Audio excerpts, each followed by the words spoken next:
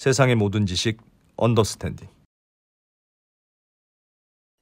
네, 벌써 댓글창이 아주 뜨겁네요. 사교육에 허리가 휜다. 뭐 아이들이 죽어가고 있다. 뭐 그렇습니다. 많은데.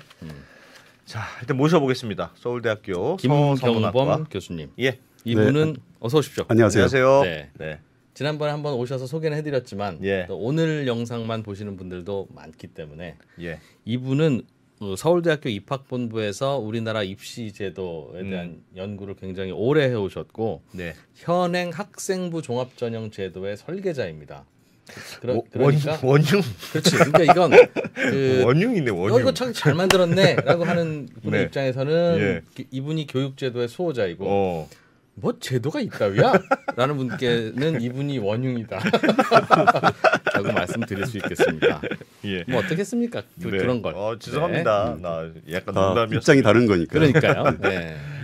그래서 오늘 이런 거 좀 여쭤보려고 하는데 지난번에 이제 이번에 바뀌는 대입 개편안에 대해서 좀 설명 주셨잖아요. 2028년부터 뭐 대입 제도가 선택 과목 없어지고 뭐 조금 심플하게 바뀐 모두 다 똑같은 시험을 본다. 뭐 내신 제도도 좀 바뀐다. 뭐 그런 거 설명 주셨는데 그거 이후로 저도 주위에서 들은 얘기가 그래서 그거 알겠는데 그래서 지금 특목고가 유리해, 강남 8학군이 유리해, 아니면 시골 학생이 유리해. 뭐 어떻게 되는 거야? 유불리가. 그걸 계속 물어봐요. 제도는 나 잘 모르겠고 그래서 유불리가 어떻게 바뀐 거야?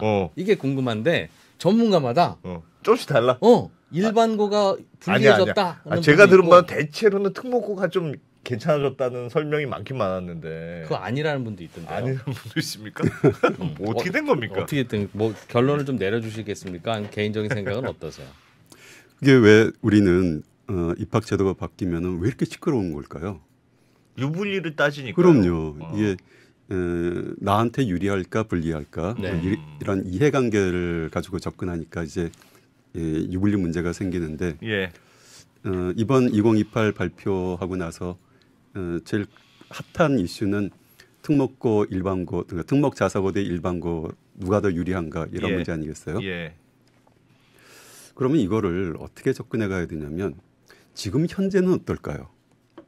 지금은 뭐가 더 유리하냐? 지금 현재는 특목 자사고와 일반고 사이에서 어디가 유리한 걸까요? 저는 개인적으로는 그것도 모르겠어. 일반고가 유리하다고 생각합니다. 그러니까 여기서 유리와 불리에 대한 저의 데피니션은 대학 입시에 이따가 저도 이제 그걸 여쭤보려고 하는 건데 그냥 실력 있는 학생을 실력대로 순위를 매겨서 입시를 하는 게 옳은지 아니면 거기에 부모의 뭐 재산 혹은 지역 간의 격차 이런 걸 다 반영해서 미국의 어퍼머티브 액션처럼 수학 능력은 저 백인이 뛰어나지만 그래도 저 흑인도 우리나라랑 같이 살아야 되는데 공부 못하는 흑인을 뽑고 얘를 떨어뜨리자라고 하는 컨셉이 반영될 수도 있고 뭐 그건 이제 나라에서 정하기 나름인데 아무튼 지금은 실력 있는 그 특목고 학생이 실력 없는 일반고 학생에 비해서 손해 본다고 생각합니다. 그렇죠. 구조를 그리고 일부러 그렇게 만들어 놓은 것 같아요.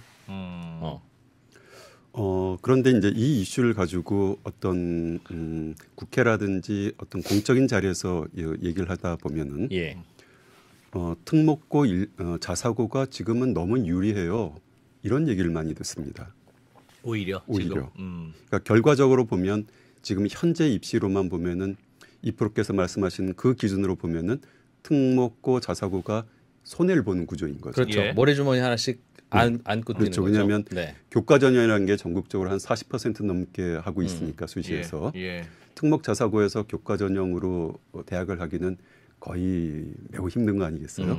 그러니까 그만큼의 이제 모래주머니가 하나 걸쳐져 있으니까 그런데다가 특목 자사고를 해서 현역들이 이 재수생보다 잘하는 것도 아니고 그러면 이 정시에서는 또 아무리 특목 자사고라고 하더라도 교육과정을 이수하다 보면은 수능 대비할 수 있는 시간이 많이 주니까 정시에서도 그 학생들이 이 이른바 N수생들 그룹에 비해서 손해를 본다는 의식을 이런 피해 의식을 갖게 되는 거죠. 그러면 이 학생들이 갈 만한 곳은 수시에서는 교과 전형도 아니고 이른바 학생부 종합 전형밖에 없는 거고. 그러니까 사람들의 관심은 그럼 학생부 종합 전형에서 특목자사고 학생들이 많이 들어오니까 유리한 거 아닙니까? 이렇게 얘기를 하지만 반대로 교과 전형은 못 가는 일이 되고 예. 정시로는 이 학생들이 이 N수생들에 비해서 불리한데 대개 N수생 그룹들은 이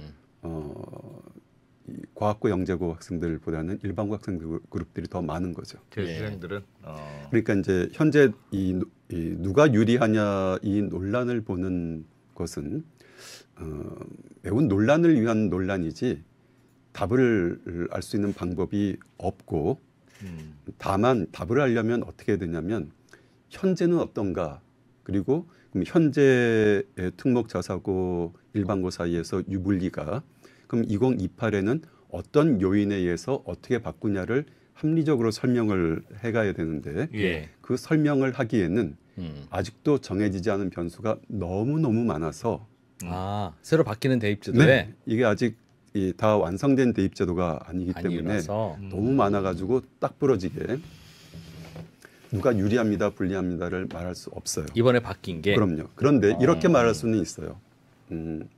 내신 1등급을 받기 좋은 학교가 유리합니다. 첫째. 둘째, 학교 교육과정에 선택 과목들이 많고 좋은 교육과정 프로그램을 가진 학교가 좋습니다. 둘째. 예. 세 번째, 수능 대비를 잘 시켜준 학교가 좋습니다. 이런 조건들을 낼 수가 있어요. 그런 예. 학교가 있습니까? 문제는 그게 없다는 거죠. 우리 현실에. 특목 자사고든 일반고든 우리 현실에는 그런 학교가 없는데 셋 다 갖춘 데는 없고 물론 각자 조금씩 수준이 다르겠죠. 약간씩의 미묘한 예. 차이가 있는데 예. 그 미묘한 차이를 가지고 이게 유리합니다, 불리합니다를 단정할 수 있느냐? 저는 못할 것 같아요. 내신 1등급을 받기 좋은 학교가 유리하다. 첫째는 그렇죠. 그러니까 그게 결국은 공부 못하는 학생들 많은 학교가 유리하다는 얘기잖아요. 크고 사이즈가 인원수 커야죠. 많고, 인원수 많고. 네, 인원이 커야죠 일단. 뭐 그렇겠죠. 그러나 인원이 많으면 그럼 중국에서 탁구 국가대표 되기가 쉽습니까? 인원이 많으면 실력 있는 학생도 많죠. 실력이 있든 없든 네. 인원이 많으면 1등급이 바뀐 제도에서는 10%니까 예. 네. 10%에 들어갈 가능성이 높고 어. 잘하는 학생이라면 10% 밖으로 빠질 가능성이 적겠죠 매우. 그러니까 안정적으로 10% 안에 들어갈 가능성이 높으니까 그러니까 사이즈 큰 어쨌든, 곳이 좋다는 그러니까 거죠. 실수를 할 수 있으니. 그럼요. 그런데 내신이라는 건 고등학교 3년 내내 측정하는데 그 수능에서는 뭐 실수가 있을 수 있다고 쳐요. 한 번의 시험이니까. 근데 고등학교 1, 2, 3학년 동안 중간기말을 보는데 그게 실수 이런 거에 의해서 이렇게 불안할 만큼 학생 숫자가 적기도 하고 그럽니까? 네. 예를 들면 예.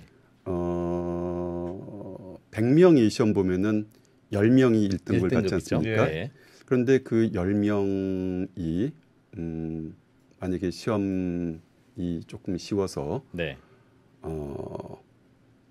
10명이 다 만점을 100점을 받았어요. 예. 근데 사실은 그 학교에서 공부를 제일 잘하는 학생이 잠깐 실수를 했어요. 그럼 그 학생 그 과목 때문에 2등급이 떨어졌어요. 예. 그러면 그 2등급 한 과목 떨어진 것이 결과적으로 굉장히 큰 타격을 준다면 대학 입시에서 예. 이것도 굉장히 불합리한 요소로 작동하지 않겠습니까? 근데 학생 수가 많으면 그런 그렇게 일이 될 가능성이 줄어든다는 것이죠. 확률적으로 줄어든다. 확률적으로 줄어든다. 그래서 사이즈가 큰 학교가 유리해집니다라고 말할 수는 있어도 꼭 일반고가 유리해집니다라고 말할 수는 또 없는 거죠. 그러니까 왜냐하면 전교생이 100명일 때 10등 하는 거와 50명일 때 5등 하는 거는 난이도가 다르다는 겁니까? 또 학생의 분포에 따라서 또 다른 거죠. 그럼 아예 강남 다르고 강북 다르고 서울 다르고 알겠어요. 지방 좀 뭐 다르고 다를 것 같기는 굉장히 합니다. 네. 알겠습니다. 요소들이 많아가지고 단정하기가 어렵다는 뜻입니다. 그러면 네. 그냥 복잡하게 하지 말고 물론 그 교수님이 학생부 종합전형 만드셨다고 했는데 그냥 예전처럼 그냥 시험 보고 그냥 시험으로만 하면 안 됩니까? 전형적인 그러니까 똥팔육이라고 그러잖아요. 네? 전형적인 아니 아니 취지는 뭐 이게 교육적인 취지는 있겠으나 너무 힘든 것 같아서 그렇습니다. 너무 그렇습니다. 제도가 네. 1번 너무 복잡하고 네. 예를 들면 학생부 종합전형을 한다고 해서 그게 이제 취지는 학교 생활을 잘하자는 취지잖아요. 근데 그 학교 생활 잘한다고 해서 또 돈이 많이 든다는 거예요. 그걸 위해서 또 돈하고 무슨 뭐 봉사활동 해야 되는데 어디 좋은 봉사활동 해야 되고 좋은 학교 가야 되고 뭐 그게 더 복잡한 거 아니냐는 거죠. 학부모님들은 되게 그렇게 느끼는 거죠. 네. 실제로는 해야 할 과목이 많아졌다고 생각하는 거죠. 실제로는 봉사활동이 중요한 것도 아니고 뭐 지금은 이제 학생부만 가지고 하고 추천서, 자기소개서 등등을 다 안 받으니까 단촐해지긴 했으나 되게 학부모님들이 느끼기에는 그것만 가지고 안 되니까 뭘 더 해야 된다고 생각하시고 그러다 보니까 자꾸 이제 짐들이 늘어나는데 우리가 이렇게 달라진 게 어디서부터 시작됐냐면 95년에 5.3.1 교육개혁이라는 게 있었습니다. 95년? 예. 그러니까 YS 정부 때죠. 그때도 물론 이제 시험 시스템이긴 했는데 그때 우리 교육이 가야 될 길로 그 과거에 했던 시험 시스템에서 좀 벗어나보자, 다양화해보자, 그러니까 학생들의 소질들을 개발해보자, 창의력이 중요하다, 뭐 이런 얘기들을 했고 학생들의 특성을 존중해주자 이런 얘기들을 했습니다. 국제와 더불어서. 그러니까 지금 시험 시스템으로 돌아가려면 돌아갈 수도 있습니다. 대신 그러려면 두 가지가 있어야 되는데 하나는 학생들에게 더 많은 지식들을 넣어야 됩니다. 지식 위주로 학생을 평가해야 됩니다. 옛날에 학력고사처럼 더 많은 과목들을 더 교과서 내용을 지식을 더 많이 담아가지고 많은 지식을 주고 이 많은 지식을 이해를 시켜야 되는 거죠. 그리고 그걸 가지고 시험을 봐야 되는 거죠. 그리고 산업 구조나 사회 구조가 사람은 많고 표준화된 작은 상태. 이 상태에 있으면은 이제 많은 지식을 주고 학생들이 경쟁하게 만들어서 그 표준화된 지식을 이해하고 표준화된 직장에 가가지고 삶을 영위하는 이런 방식으로 갈 때는 그런 시스템이 아주 적절한 방식이고 그래서 우리나라가 산업사회에 쭉 이어져 왔을 때는 그런 시스템을 택했는데 근데 5.3.1에서 이제 창의력이 중요하다고 했고 그에 따라서 산업 구조가 지식 기반 사회로 바뀐다고 얘기를 했고 그러면서 이제 교육 과정이 그 방식으로 바뀌어가면서 지난 30년 가까운 시간 동안에 거의 일관화된 방식으로 국가 교육 과정이 바뀌었고 학생들은 선택형이 늘어났는데 이제 선택형이 늘어나면서 기존의 대학 입시 시스템과 교육 과정 사이에서 이게 잘 안 맞기 시작하는 겁니다. 그러니까 교육 과정이 바뀌고 국가가 이런 방식의 학생을 키우겠습니다라고 했으면 거기에 맞춰서 입시도 바뀌어가줘야 되는데 이제 이것과 이것 사이에서 서로 잘 덜 바뀌는 거죠. 어떤 경우에는 제도적으로는 이 입시제도가 너무 빨리 바뀌었는데 현실은 못 따라온 경우도 있고 반대로 현실은 이쪽으로 가고 있는데 입시가 못 따라온 경우가 있었는데 주로 입시가 못 따라왔겠군요. 최근에 창의적인 교육과정이라고 하는 건 이거는 예를 들면 대화의 기술 이런 거 배우고 개구리의 생태 이런 거에 대해서 좀 현장에서 배우자 뭐 이런 걸 텐데 실제로 그냥 개구리 한 번도 잡아보지도 않고 그 외우지만 말고 그런데 그거를 평가하려면 어렵잖아요. 그래서 영어가 말하기 평가가 안 되니까 맨날 괄호 안에 알맞은 단어 집어넣는 시험만 봤던 거 아닙니까? 이제 그 새로운 교육에 맞춰서 학교가 하는 것들을 모두 평가해 주자라는 것이 학정의 개념이었는데 이제 이 학정의 개념에 대해서는 사회적으로 어떤 비판이 있냐면 그 과정이 투명하지가 않다. 그다음에 선생님들도 학교마다 다 차이가 있고 선생님들 차이가 있다. 그다음에 이거 하려면 사교육에서 이런 거 저런 것들을 더 해야 된다. 이런 비판들이 있어서 지금 지난 정부는 정시를 늘렸고 현 정부는 그 상태에서 멈춰 있는 게 되는 거죠. 그래서 이번 2028 가지고 이런저런 논란이 있지만 이게 논란을 이런 섹터로 구분해서 봐야 되는데 하나는 학부모님들한테는 이게 어떤 영향을 주는 걸까가 하나가 있고 또 하나는 학교 교육에는 어떤 영향을 주는 걸까 이런 두 가지 영역으로 나눠본다면 이번 바뀐 제도가 바뀐 2028 시안이 학부모님들한테는 사실상 큰 변화가 없습니다. 그러니까 기존의 상대평가 내신 하듯이 앞으로도 상대평가 하는 거고요. 또 기존의 수능으로 줄 세우듯이 앞으로도 수능 줄 세우는 겁니다. 큰 틀에선 변한 게 없죠. 큰 틀에선 변한 게 없고 예. 9등급에서 5등급으로 바뀌었다 정도의 영향은 네. 저는 그렇게 강력할 거라고 보이지는 않습니다. 네. 네. 그러니까 누가 종전보다 유리해지거나 불리해진 게 문제를 없으니까 결정할 만큼 결정적인 변수는 아닐 변수가 거다. 아니라는 겁니다. 이게 이제 학부모님들한테의 영역에서 있는 일인데, 예. 근데 문제는 학교의 영역에서 보면 이거는 큰 변화입니다. 왜요? 왜 그러냐면 지난 3년간 정부가 계속 얘기한 것이 이 고교 학점제라고 들어보셨죠? 예. 네, 선택을 더 늘리는 미국 드라마에서 나오는 방식 그런 거잖아요. 고교 학점제. 그거와 유사한 거죠. 예. 네. 학생들이 옮겨 다니면서. 학생들이 옮겨 다니면서. 예. 지금 듣고 싶은 건 다양한 거, 다양한 창의적인 거, 거니까. 아주 네. 교육적일 것 같습니다. 그거에 대해서 지금까지 해왔던 얘기는 뭐였냐면은 우리는 앞으로 계속 학점제 방식으로 추진해 나갑니다라고 예. 정부가 얘기를 했는데 그리고 작년 12월에는 교육과정을 확정 발표했고 올해 6월에도 그 방식으로 한다고 공식적으로 발표를 했는데 예. 갑자기 이 6월 발표를 뒤집고 10월 내신 발표에서는 이게 상대평가로 다 합니다라고 원상태로 돌아간 거예요. 그러면 이 교육과정이 작동하지 않습니다. 학교에서는. 그러니까, 특히 예. 적어도 교육과정이 4개가 있는데 하나는 공통, 일반 선택, 진로 선택, 융합 선택 이렇게 4개의 그룹으로 돼 있습니다. 예. 다른 건 몰라도 이 진로 선택과 융합 선택 과목을 상대평가하면 이 과목은 작동할 수 없습니다. 그건 너무나 분명합니다. 그러면 왜 그렇습니까? 선택 과목이 많아지는데 예. 그러면 이수한 학생이 줄고 네. 주는데 학생들은 이걸 상대평가를 해야 되고 그러면 내신 2등급 받을 가능성이 더 커지고 그다음에 이 과목들은 수능에 반영되지 않습니다. 예. 그러면 수능에 반영되지도 않고 내신 리스크는 크고 그러면 더안 이 과목을 들으려고 할 학생들이 없겠네요. 이유가 없다는 거. 현실적인 유불리로 보면은 그 과목을 들어야 될 이유는 없는데 그렇죠. 근데 이 진로 선택과 융합 선택이라는 과목들이 새 교육 과정에서 말하는 뭐 창의적인 사고력 뭐 등등등등 자기 주도적 학습 이런 것들을 구현하는 과목들입니다. 예. 그러니까 교육 과정에서는 이거에 초점을 맞춰 가지고 다양하게 해놓는데 실제로 대입 제도와 내신 평가와 대입 제도는 이 과목을 못 따라가는 거군요.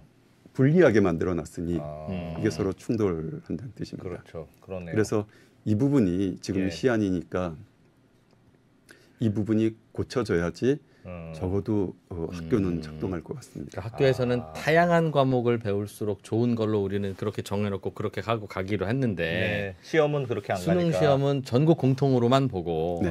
그러니까 특이한 과목 선택한 학생은 수능에도 도움이 안 되고 그렇지. 특이한 과목 선택한 학생은 특이하니까 3명밖에 선택 안 한 과목을 해야 되니 상대평가에도 불리하고 이건 1등급도 못 받는데 거기에 오다쿠가 한 명 와봐. 그런 거 아니면 근데 그 3명을 다 1등급을 줄 수는 없는 구조로 만들어 놨으니 그렇지. 여기로 아예 안 올 것이고 그럼 다 그냥 국영수나 공부하다가 졸업하게 되는 꼴이 된다. 제도 때문에 그 말씀이군요. 그렇습니다. 그렇게 되니까 그러면 우리 사회가 이렇게 바뀌고 있는 목적들이 좋은 아이를 기르자는 게 정부의 목적 아니겠습니까? 예. 근데 좋은 아이를 기르기 위해서 만든 교육 과정과 학생을 대학에서 선발한 이 방식이 서로 다른 길로 가고 있으니까 이게 누구한테 도움이 되는 일이겠습니까? 이게 안프로께서 말씀하셨듯이 다 힘든 거죠. 학교도 힘들고 학부모들도 힘들고 학생도 힘들고 대학이라고 이게 좋겠습니까?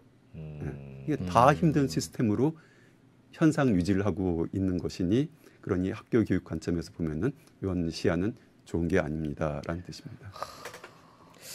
그러니까 이 입시 제도가 바뀌어야 되겠네요. 그러면 결국은 그런 고교 학점제라는 게 이런 게 그 예전에 말씀하셨던 95년도의 입시 변화도 그렇고 예전에 제가 뭐 시험으로 보면 안 되겠습니까? 농담처럼 말했지만 그거야 편리한 방식이니까 그런 거지만 다양한 인재를 뽑는 좋은 방식이라고 우리가 사회적으로 합의된 방식은 아니잖아요. 그러니까 사실은 뭐 다양한 방식으로 뽑는 게 교육적으로나 사회적으로나 어쨌든 훌륭한 인재를 뽑는 시스템을 잘 만드는 건 중요한 거니까 뭐 그런 건 필요한 것 같은데. 근데 시험을 그러니까 다양하고 창의적인 교육을 시키는 데는 동의. 그건 동의. 그러면 나는 3년 동안 개구리 뭐 도마뱀 이런 거 해부해보고 싶다. 나 그래서 좀 궁금하다. 근데 열심히 해부를 했어. 그러니까 남들 수학할 때 지금 이건 할 수 있죠. 있죠. 당연히 사회에서도 이런 학생도 필요하죠. 예. 그런데 이걸 어떻게 그럼 평가를 하느냐는 건데 전국 단위 시험으로는 평가를 어차피 못할 거 아니겠습니까? 그렇습니다. 그러면 개구리 해부하는 어떤 거를 가르쳐주는 교사가 내가 보기에 얘는 이 정도면 A야 라고 하면 이거는 벽돌 쌓는 거를 하는 A와 개구리 해부한 A를 같은 걸로 봐줘야 되는데 근데 그런 기준이라고 하는 걸 과연 납득할 수 있냐? 그래서 네. 이런 것들을 이제 정성평가 방식이라고 그렇습니다. 부르는데 예. 이 정성평가 방식의 공정성에 대해서 의문을 제기하고 있고 공정평가 그 과정이 불투명하다라고 이제 문제 제기를 사회가 하고 있는 거죠. 그러니까 각각의 제도로 보면은 지금 교과든 학종이든 논술이든 수능이든 그 자체로 완결돼 있는 평가 방식은 없습니다. 사실은 예. 또 각각 모든 게 공정하지도 않습니다. 그래서 우리는 그것들 이렇게 모아서 서로 상호 보완적으로 이것들을 만들어 놨는데 이걸 가지고 공정성을 하나씩 따지기 시작하면은 다음 문제가 있는 거죠. 그거는 똑같은 시험 문제를 보기 전에는 공정성 시비는 계속 붙겠죠. 네, 그래서 이걸 이제 어떤 관점으로 이것을 볼 것이냐 해서 그러니까 저는 크게는 두 가지 길이 있는데 하나는 시험이라는 시스템이 있고 예. 그러니까 시험만으로 뽑는 시스템이 있고 시험을 보조적으로 활용하는 시스템이 있다고 생각합니다. 저는 예. 그러니까 시험만으로 뽑으려면은 지금 교과서가 달라져야 되고 예. 교과서 안에 듣는 콘텐츠가 달라져야 되는 것을 기본으로 문제의 유형이 이 문제를 풀려면은 학생들이 능력이 키워지는 방식의 문제가 필요합니다. 예. 근데 지금은 매우 소모적인 기술을 익히는 것이라고 저는 문제 봅니다. 풀이 기술. 그러니까 예를 들면 이런 거죠. 우리가 이제 여기저기 올라와 있는 영상을 통해서 알고 있듯이 우리가 수능에서 풀고 있는 영어 문제, 그 영국 사람이나 미국 사람이 보면은 굉장히 이상하게 느껴지지 맞아요. 않습니까? 예. 네. 근데 사실은 이것만이 아닌 거죠. 국어 문제도 마찬가지고 맞습니다. 국어 문제를 예를 들어 국문과 교수나 국어교육과 교수들이 풀면 예. 잘 푸냐 과연. 그러니까 첫째 문제는 이상해. 푼다 만다 이전에 이 주어진 시간 안에 풀 수 있을까요? 못 풉니다. 저는 제가 풀어보면 제가 계속 이제 이 국어, 영어 뭐 네, 이런 것들은 예. 풀어보는데 예. 맞다 틀리다 이전에 끝까지 풀 수가 없습니다.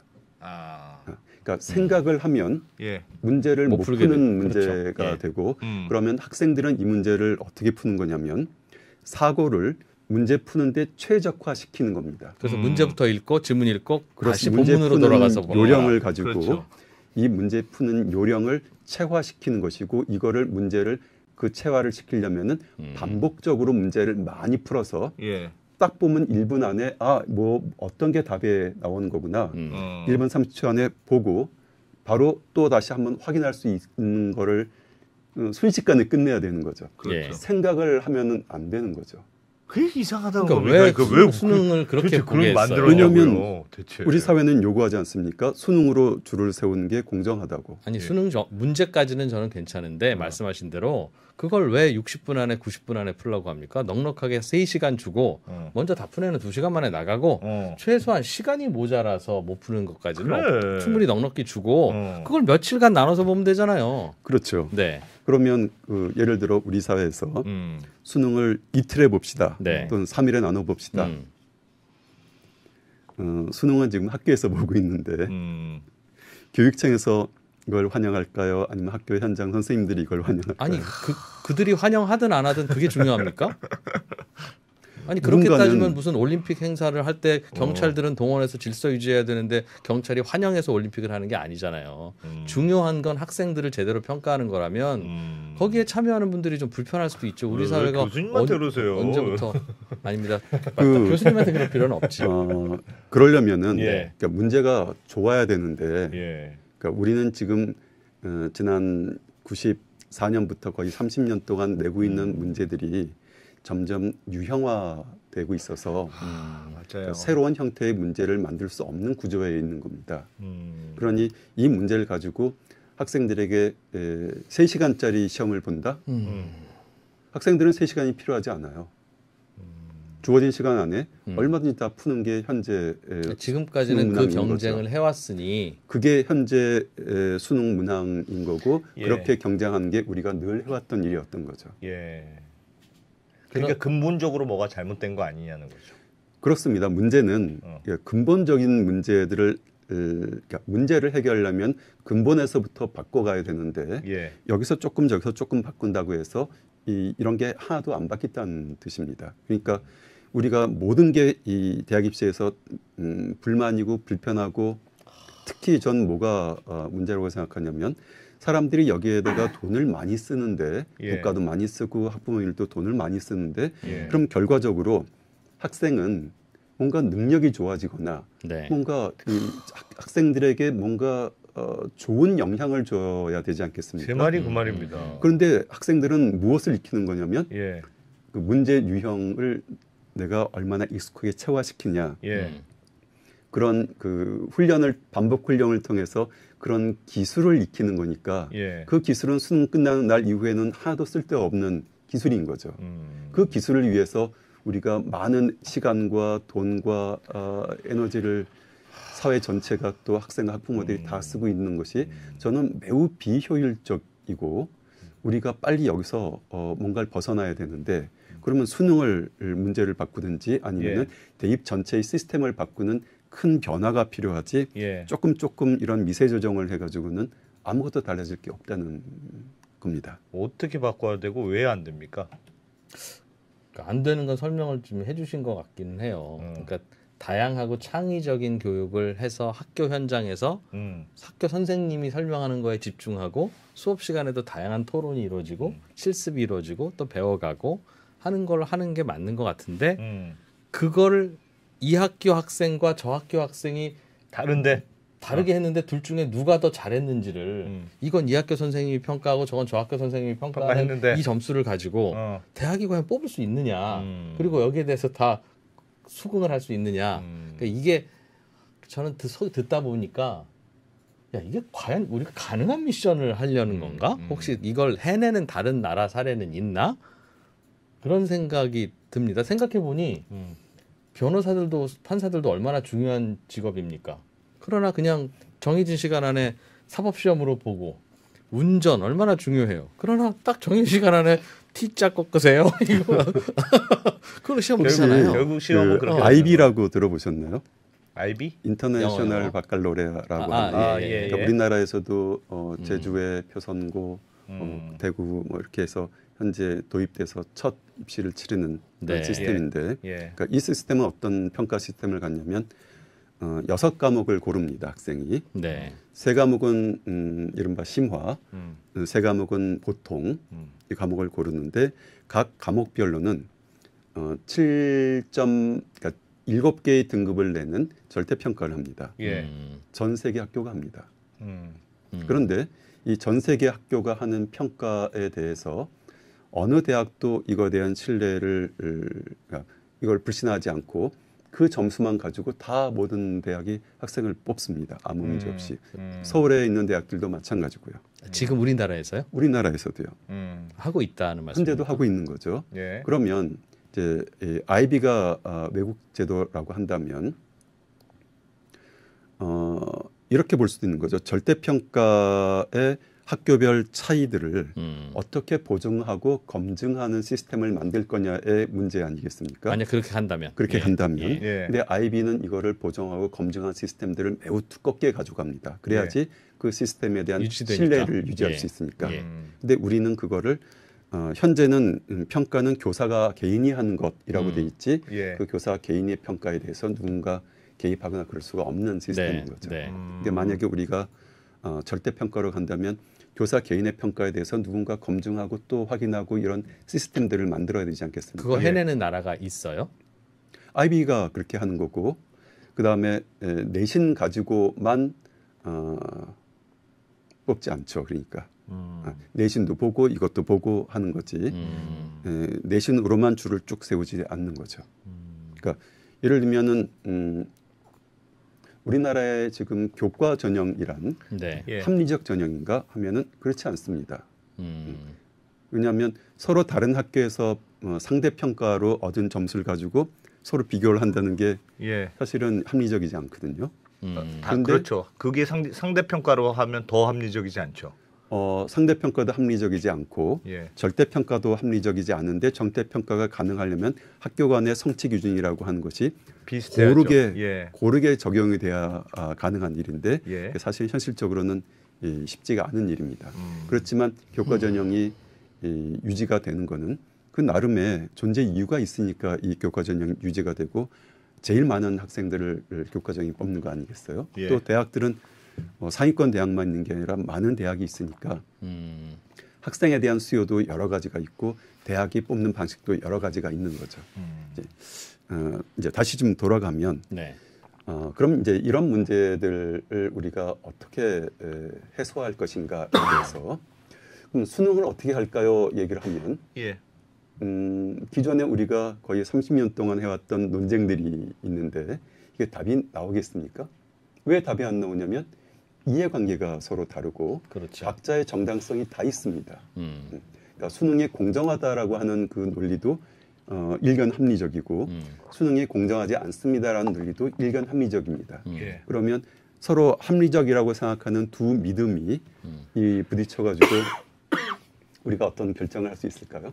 잘 안 되죠. 안 되는 거죠. 그 결정을 못한 상태에서 현재까지 오고 있는 겁니다. 예. 학종도 마찬가지인 거죠. 합리적으로 보는 믿음이 있고 합리적이지 않다고 보는 믿음이 있는데 이 두 개가 부딪혀가지고 뭔가 결정할 수 있는 거냐? 그렇지 않다는 겁니다. 그러니까 논의를 수능이 좋아요, 학종이 좋아요 이런 논의를 해가지고는 하나도 우리가 현재의 질곡된 모두가 피해자로 만드는 둘 다 만족시키는 방식이 방식은 안 없다. 만들어진다는 겁니다. 그러니까 아까 그러면 잠깐 말씀하신 바칼로리아 그걸로 하는 방법은 없습니까? 즉 그냥 전국적으로 사지선다로 하지 말고 전국적으로 논술 시험을 봐서 그 답안지를 전국적으로 평가를 한 후에 그 점수를 가지고 대학 가는 거. 그런 방식으로 가자는 게 작년 12월에 발표됐던 새 교육과정 안입니다. 예. 예. 그런데 거기까지 가려면 시간이 많이 걸리지 않습니까? 예. 왜냐하면 우리가 연습을 해야 되고 그 시스템에 익숙해져야 되니까 그 연습과 이 정부는 그 연습과 시스템을 완비하는 그 과정을 현재는 준비가 안 됐으니까 이것부터 만들고 하겠습니다라는 거고 그런데 이거는 어떤 또 반론이 있냐면 고등학교에서 하는 수행평가도 이런 방식입니다.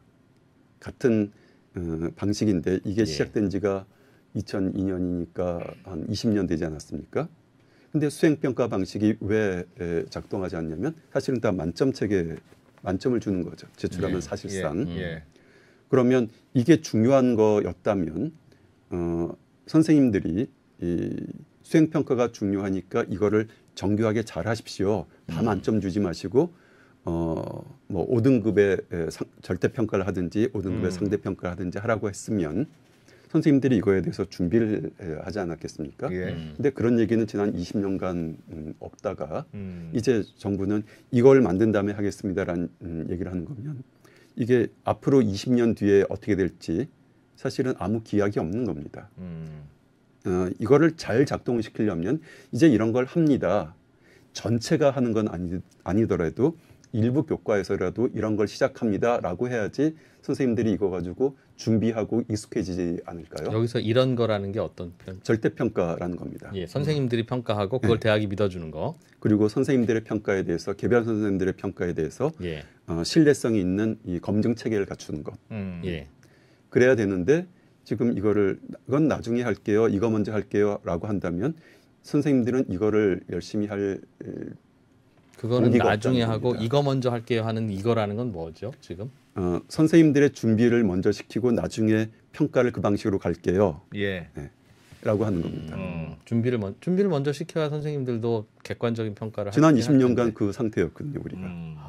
그러니까 지금은 그렇게 할 게 아니라 이게 중요하고 이제 갈 거니까 일부 교과부터 정말 이런 걸 해봅시다라고 해야지 예. 이게 작동하기 시작하는데 네.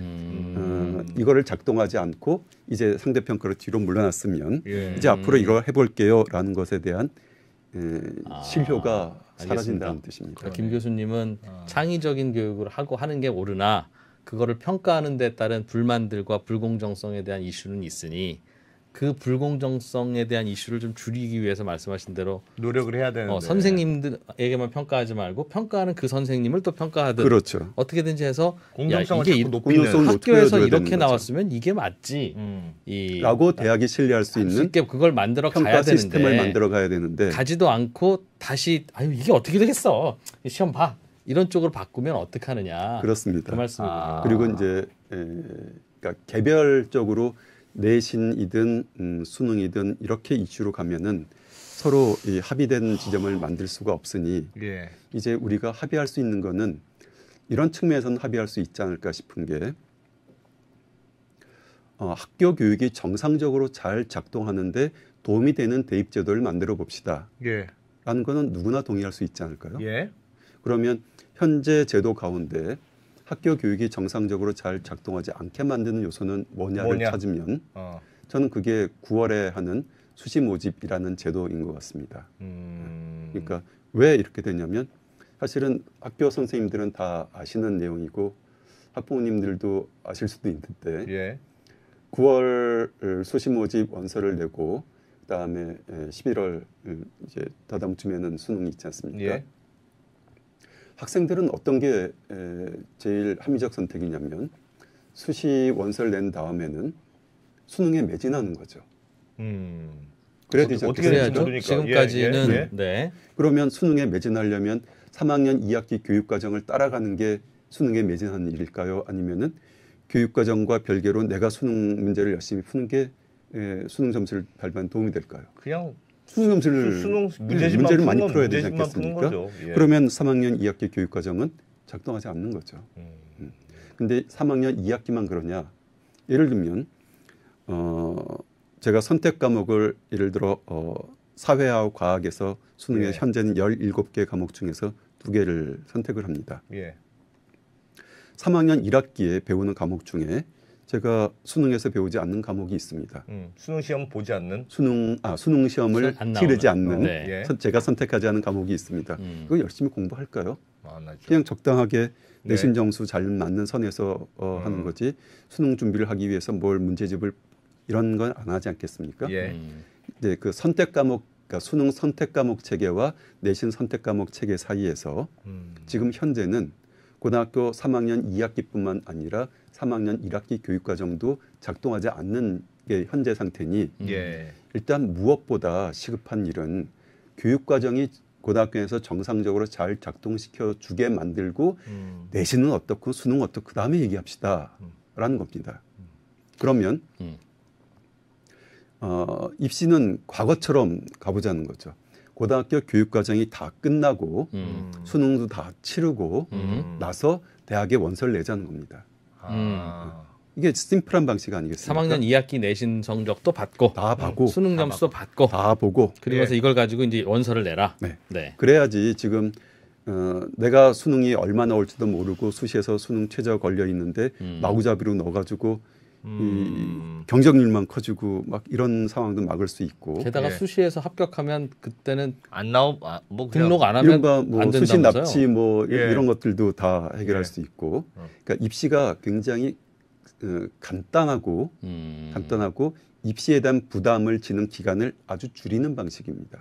근데 그거를 시간을 나눈 이유는 뭡니까? 그러니까 시간을 그러게요. 9월에 미리 하고 수시를 미리 하고 수능을 뒤로 한 이유는 수시도 뭐 좀 두 개를 같이 하기가 너무 부담이어서 일부러 띄워놓은 거 아닙니까? 왜 여름에 그렇습니까? 수시를 먼저 뽑아버렸어요? 예. 원래 시작은 특별한 재능을 가진 학생들을 예. 뽑자는 거였습니다. 따로 요거는 수능 그러니까, 아니어도 그러니까 그 학생을 이런 거죠. 고3 겨울에 뽑으면 왜 안 되냐고요. 왜 여름에 뽑아야 되냐고 생각하냐는 거죠. 그게 제가 말씀드리는 겁니다. 내 말이 그 말이다. 그러니까 이제 예를 들어 이런 거죠. 예. 어떤 학생은 개구리 해부며 이런 해부를 열심히 한 학생이 있어요. 예. 근데 대학 입시에서는 내신하고 수능 가지고 뽑아요. 그렇죠. 예. 예. 그게 우리가 과거에 했던 90년대까지, 그러니까 2000년대 전까지 했던 방식이었는데 이제 5.31 교육개혁 이후로 학생의 다양성 뭐 등등 얘기하면서 아니 수능과 내신 말고 개구리 해부, 물고기 해부 등등 이거 열심히 하고 여기에 관심 있는 학생도 뽑아봅시다. 특별한 소질과 재능인 학생도 뽑아봅시다. 예. 라고 시작해서 조금씩 한 게 뭐 5%, 8%, 9% 이렇게 한 게 수시예요.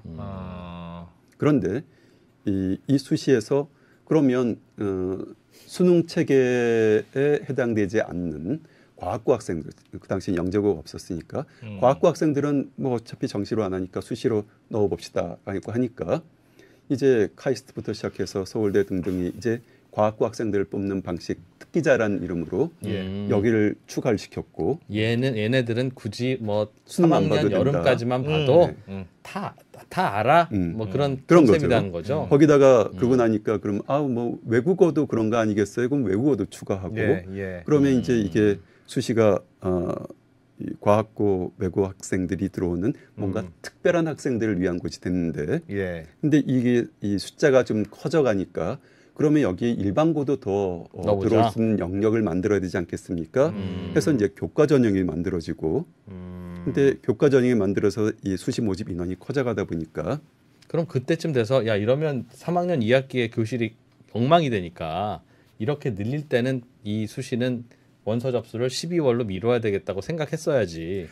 그걸 그래서 그 당시에는 아니죠, 알았죠. 그 당시에는 3학년 1학기가 있었고 1학기 수시가 있었고 3학년 2학기 수시가 있었고 정시가 있었는데 그래서 그나마 없앤 게 3학년 1학기 수시를 없앤 겁니다. 그런데 아직도 다양성이라는 요소가 강하게 작동을 해서 수시가 점점 늘어나기 시작했는데 그런데 수시가 늘어나다 보니까 어떤 현상이 생겼냐면은 2005년 이후에 학생 수가 인구 수가 줄어드는 지표가 나왔고 대학이 학생을 모집하는데 점점 어려움을 겪기 시작했어요. 그러니까 일본은 2008이 전입 시대라고 해서 학생 수와 대학 정원이 같은 시대인데 우리도 조금 지나고 나서 그렇게 됐거든요. 그러면 대학의 입장은 뭐겠습니까? 대학의 이익을 관철하려면 등록금 낼 학생으로 빨리 잘 뽑아야죠. 빨리 뽑아서 우리 학생을 킵하고 있어야죠. 빨리 뽑아서 우리 학생을 킵하려면 수시를 늘려야죠. 먼저 뽑아야 된다. 먼저 뽑아서 왜냐하면 먼저 뽑아서 등록을 시키면 이 학생은 어디로 못 가거든요. 그러니까 수시 합격한 그래서 학생들은 수시 납치 제도도 만들었군요. 수시 합격하면 그거 뒤집어서 다시 나는 정시로 가든가 다음에 다른 데 가는 거 못한다. 그래서 대학이 수시를 통해서 학생을 최대한 충원하게 해주는 겁니다. 그러면 대학 입장에서는 그 이후에 점점 학생들이 줄어들고 있으면 대학에서 이거를 반응하는 방식은 점점 수시를 늘려야죠.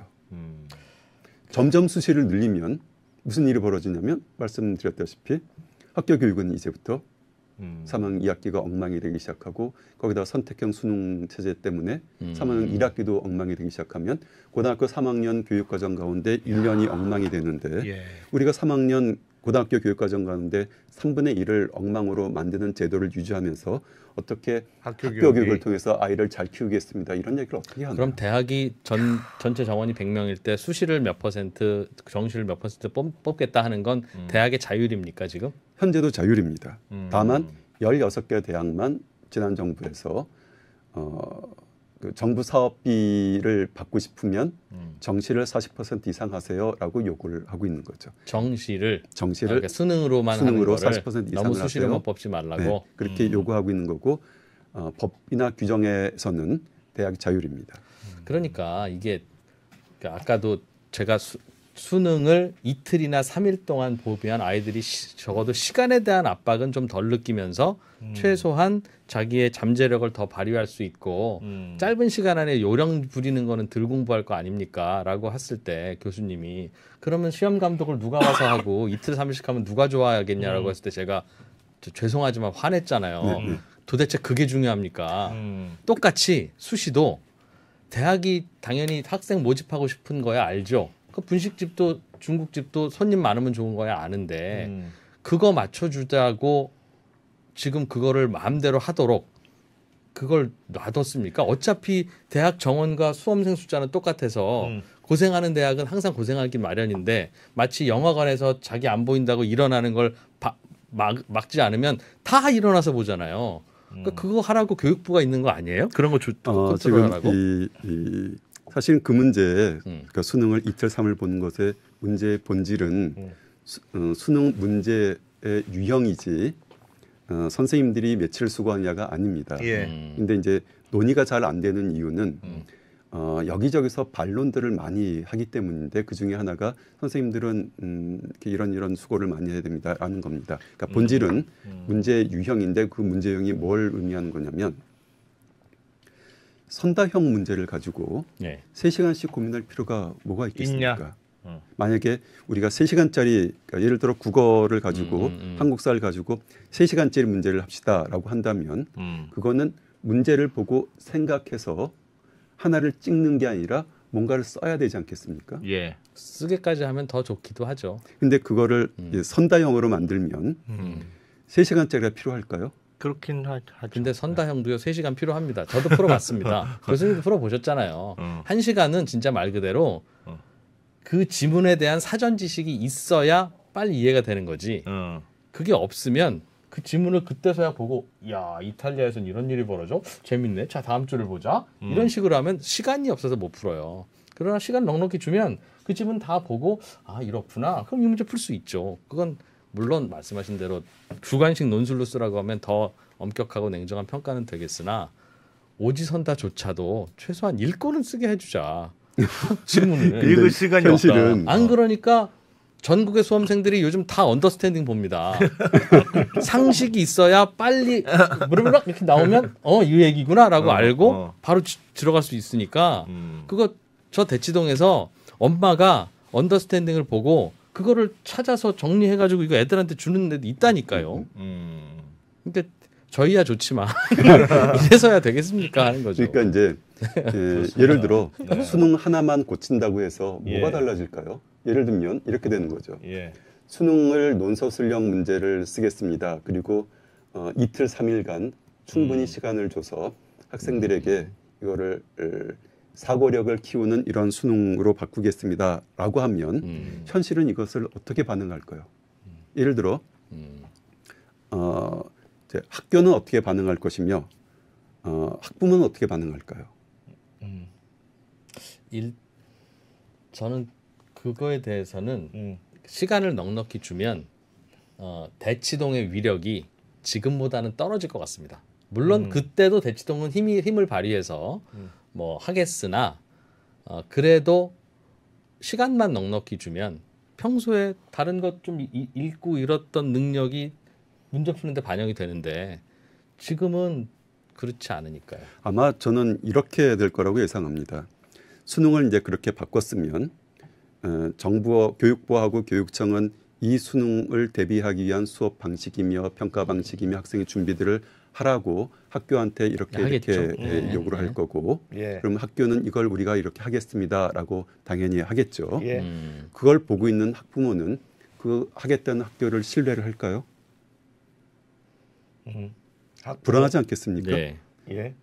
학교에서 처음 하는 일이고 이게 어떻게 될지 잘 모르면 그럼 학부모는 어디로 가게 되냐면 자기의 불안을 해소하기 위해서 학원으로 가나요? 학원으로 가서 이렇게 새롭게 한다고 하고 학교는 이렇게 한다는데 어떻게 해야 되나요? 묻겠죠. 제가 만약에 학원에 있으면 그런 질문을 받고 그럴 때는 우리가 준비한 이런 상품을 하시면은 그 불안이 해소됩니다. 이렇게 얘기하지 않겠습니까? 그러면 부모는 아이가 학교에서도 그런 거를 대비를 하게 만들고 당연히 학교에서는 하는 일이고 추가로 학원에도 가서 이걸 더 하자고 하는 거죠. 네, 예. 이거를 우리가 뭐라고 표현하냐면 사교육을 조장한다고 표현합니다. 그러니까 어떤 새로운 정책이 내놓으면 유불리의 관점이 있고 그다음에 이게 사교육을 조장할 거냐 말 거냐의 관점이 있는데 네. 그러면 사교육을 조장할 거냐 말 거냐의 관점은 키가 뭐냐면 학교가 충분히 감당할 수 있는 거냐 없는 거냐의 문제가 되는 거죠. 예. 그러면 왜 우리가 이틀짜리 3일짜리 시험을 못 보냐면 우리가 너무 이거에 익숙해 있어요. 이해가 갔어요. 너무 익숙해 있어요. 하루짜리 짧은 시간에 네. 예를 들면 논술 시험으로 바꾸면 정말 좋은데 논술 시험을 학교에서 과연 준비시킬 수 있느냐. 그게 안 되면 결국 또 대치도 하고 가야 된다. 근데 똑같은 이 지문을 1시간에 풀라고 하는 거와 4시간을 주면 학교는 어차피 대비 못 해주는데 그래도 1시간짜리는 더 못합니다. 저희가 네. 5시간 가까운 논술도 치러봤고 3시간짜리 논술도 해봤습니다. 5시간 논술을 서울대에서 이제 모의 평가할 때도 그랬고 뭐 4시간 반짜리도 있었고 3시간 미니멈 줬을 때가 3시간짜리도 있었고 한데 아이들의 답안은 달라질까요? 안 달라졌습니까? 보시기에? 네. 그러니까 아이들의 답안 가운데 그러니까 논술을 하는 이유는 사고력, 뭐 창의력, 표현력 뭐 이런 거지 않습니까? 네. 그러면 답안이 달라져야 되는데 대학 입시라는 환경 속에서 답을 쓰면 아이들은 창의적인 이 답을 쓰는 게 아니라 정답을 찾아갑니다. 그게 우리가 초중고를 통해서 배워왔던 시험을 치렀던 방식인 것이고 우리가 몇십 년간 이 체화된 방식인 겁니다. 그러면 이제 우리가 새로운 평가 제도를 도입하려면 학교가 이렇게 바뀌고 이것들을 체화할 수 있는 시간이 필요한데 그래서 그 체화하는 시간들이 95년과 지금 30년을 비교해 보면 정말 많이 바뀌었습니다. 입시도 많이 바뀌었고 학교 교육도 많이 바뀌었습니다. 그런데 이 지점이 이제 더 나아가야 될 것이 뭐냐면 인구가 정말 급격하게 줄지 않습니까? 그러면 이 줄어든 인구에 대해서 우리가 어떻게 사회 각 영역에서 산업은 국방은 또 부동산 뭐 경제 뭐 모든 영역에서 달라진 인구 구조가 영향을 줄 텐데 그리고 이 달라진 인구 구조는 이미 현실화돼 있고 이미 시작된 거 아니겠어요? 그러면 이걸 우리가 어떻게 만들어 갈 것인지를 고민하는 것이 저는 이 대학 입시뿐만 아니라 학교 교육 또는 교육 정책 전반에 대해서 우리가 고민의 출발점이 돼야 된다고 생각하고 있고 그러면 이 답을 우리가 모르겠습니까? 답을 우리가 압니다. 그 답이란 게 뭐냐면 한 명 한 명을 우리가 잘 키워가야 됩니다. 이제는 1등급인 학생은 좋고 나머지는 다 이렇게 구별하는 시스템이 아니라 한 명 한 명을 다 잘 키워가야 되는데 그러려면은 잘 키운다는 것의 의미가 아이들 한 명 한 명이 하고 싶어하는 것들을 찾게 해주고 잘하는 것들을 개발시켜주고 잘하는 게 있으면 그 잘하는 것들을 공교육 시스템 내에서 아이들이 다 할 수 있게 해줘야 부익부 빈익빈도 줄어들 뿐만 아니라 그렇습니다. 기회가 공평해지는 거 아니겠어요? 그러니까 이런 시스템으로 가자고 하는 게 우리가 지난 10년, 20년 동안 합의된 안이었습니다. 이렇게 합의됐으니까 이제 학생부 종합정이라는 것도 작동을 했고 또 이렇게 합의됐으니까 수능 늘리는 것도 작동을 했고 정시를 줄이는 것도 작동을 했는데 그리고 거기에 맞춰서 교육과정도 2007, 2009, 2015, 2022까지 이뤄지는 이 1년에 20년에 넘치는 과정들이 일관적인 방향으로 학생의 선택권을 늘려줍시다. 학생의 수요를 교육과정으로 충족합시다. 이렇게 나왔는데 이제 아주 인구는 더 급격하게 줄어드는데 이 변화들을 여기서 멈추면 이 변화가 끝난 시점에서 이걸 다시 바꾸려고 하다 보면 훨씬 더 많은 사회적 비용을 치러야 되고 또 아이들은 이 과정 속에서 성장하는 게 아니라 지금과 똑같아진다는 겁니다. 애는 쓰고 고생은 하지만 달라진 게 없는 거고 내가 잘하는 것을 찾은 것도 아니고 내가 잘하는 것을 학교를 통해서 키워진 것도 아니고 또 학부모는 노후 대비를 해야 될 돈을 여기다 다 써야 되는 게 우리 현실 교수님, 아니겠어요? 학교에서 더 창의적인 걸 배워야 한다는 말에는 동의가 됩니다. 그런데 그럼 학교에서는 그런 다양한 창의적인 걸 배우고 얼마나 창의적이고 다양하게 고민하고 했는지를 평가를 학교별로 하지 말고 전국 단위로 할 방법이 없습니까? 전국 단위로는 없습니다. 그러니까 그러니까 이렇게 바칼로리아라고 하는 게 그거는 이제 이렇게 할 수는 있습니다. 그러니까 바칼레로에 역시 바칼로레아 역시 예. 이 전 세계 학생들을 다 데리고 다 이렇게 하는 게 아니라 이렇게 나눠서 하는 시스템이거든요. 예. 그러니까 이제 우리도